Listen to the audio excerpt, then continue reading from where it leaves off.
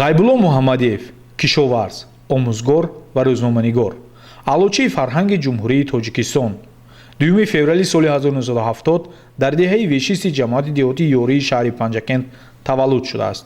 аз соли 2001 узви иттифоқи журналистони тоҷикистон ва аз соли 2014 узви конфедератсияи байналмилалии иттифоқҳои журналистӣ мебошад. барои хизматҳояш бо 46 сипосномаю ифтихорномаҳо ва 3 диплом қадрдонӣ гардидааст.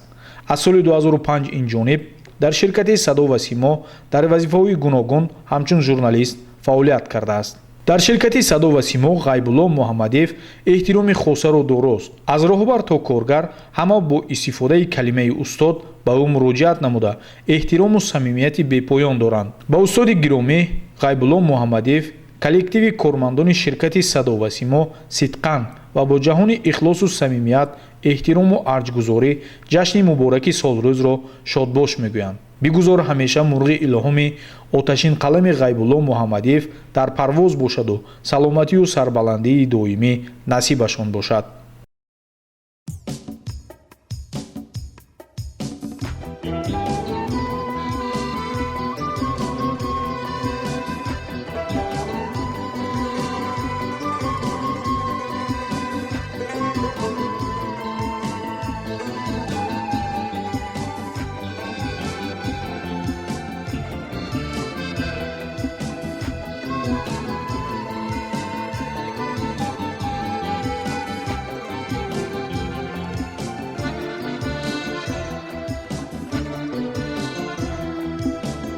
من تو را بخشم جوانی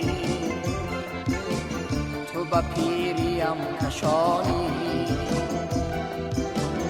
من به تو مهری دلارم تو به من مهربانی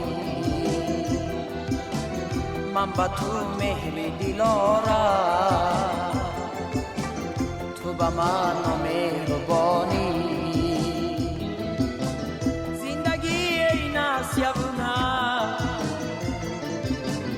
زندگی ای وعده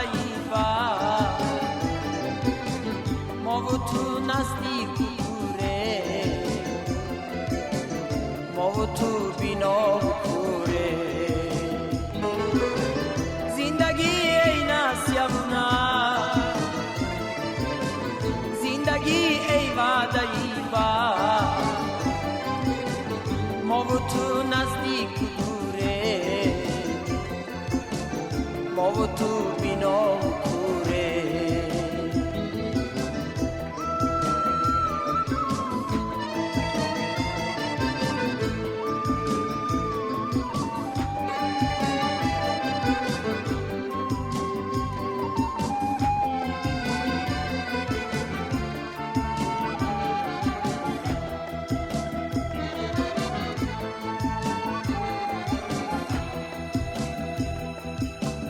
من براحت جان فشانم تو ندانی قدر جانم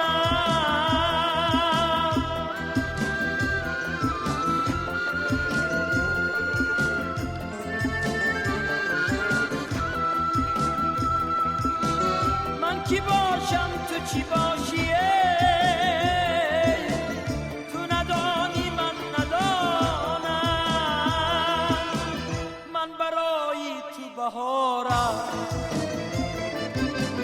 تو برای من خزانی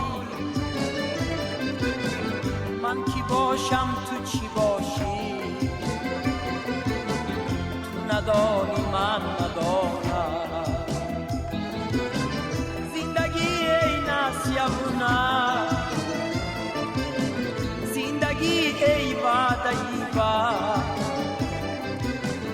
ما و تو نزدیک و دوره ما و تو بینا و کوره زندگی ای نسیبونه زندگی ای وعده ما و تو نزدیک و دوره ما و تو بینا و کوره نزدیک